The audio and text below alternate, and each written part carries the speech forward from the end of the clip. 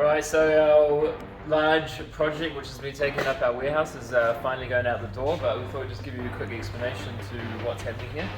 So basically the bottles come in on these pallets and they get fed into this chain conveyor. There's a little accumulation area here. The bales get picked up from the pneumatic suction cups here.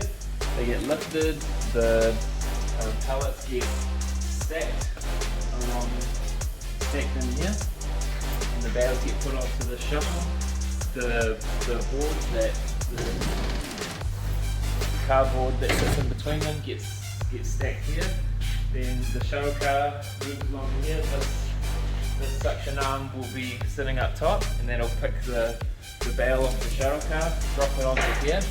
Now here the operator will cut open the bag, and there's another machine over here that pulls the bag out, basically debagger, and puts the bags into a crate. And all the bottles move down this line. They stop here, and basically this unit here will push them all down a single line conveyor.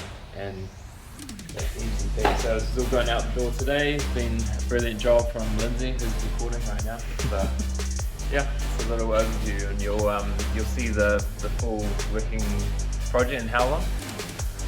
Hopefully in a month or so. In a month or so. So looking forward to it.